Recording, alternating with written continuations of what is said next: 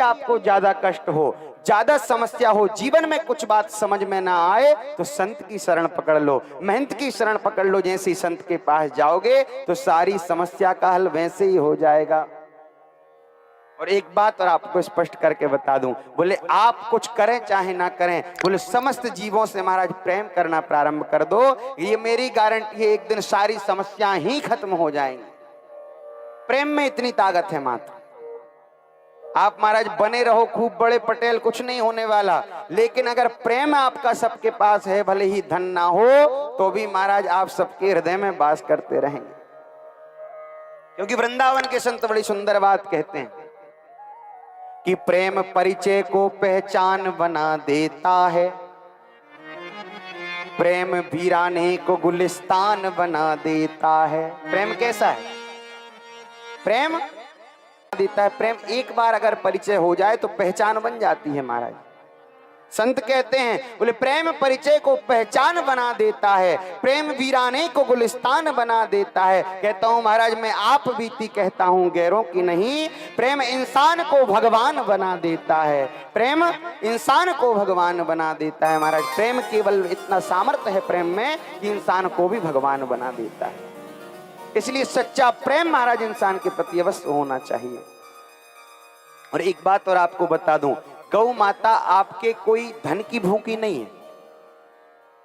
अगर आप कहें कि महाराज हमारा धन खर्च करने से ही गौ माता की रक्षा हो, गौ माता की सेवा हो, तो आपको स्पष्ट करके बता दूं, धन की बिल्कुल आवश्यकता नहीं। क्यों? क्योंकि एक गौ माता में ही इतना सामर्थ्य है कि एक परिवार को पाल सकती है।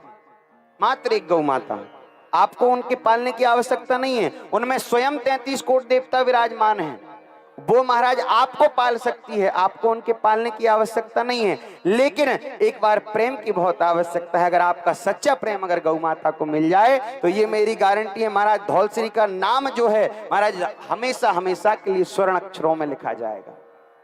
और महाराज संपूर्ण भारतवासी भी कहेंगे, अगर गौ माता की सेवा सही में अगर कहीं होती है तो केवल हमारे धौलश्री में। और देखो, एक छोटे से प्रयास से, मैं ज्यादा बड़ी बात नहीं कर रहा, आपके खुद ग्राम में अपना जो राम मंदिर बना है, क्यों बाबूजी? पहले 1 रुपए नहीं था, लेकिन कदम आगे बढ़ाया, एक कदम आगे बढ़ा, सब साथ में मिले तो आज देखो महाराज 30-35 लाख रुपए का मंदिर बन के खड़ा हो गया।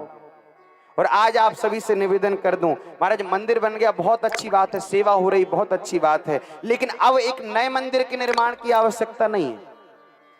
क्यों? क्योंकि आज हम और आप खूब देख रहे हैं महाराज, मंदिर तो खूब बड़े बड़े बन गए, लेकिन रात में और सुबह शाम जाकर के देखो आरती में कितने व्यक्ति होते हैं? ठीक 2-3। क्या मंदिर बनाना इतना आवश्यक है? भगवान की पूजन करना आवश्यक है, लेकिन प्रेम जोड़ना भी आवश्यक है। अगर मंदिर बनाया है तो हम सभी का कर्तव्य है, आरती जैसे ही होना प्रारंभ हो, घंटी सुनाई देना प्रारंभ हो, तो जैसे महाराज ठाकुर जी की बंसी बजी थी और महाराज गोपियां भागी दौड़ी चली गईं, ऐसे ही महाराज जैसे ही आरती की घंटी पहली सुनाई पड़े तो आदत ये होनी चाहिए कि मंदिर जाना है। कल बताया था कि मंदिर जाना हमारा परम धर्म है, कोई ड्यूटी नहीं है। और आज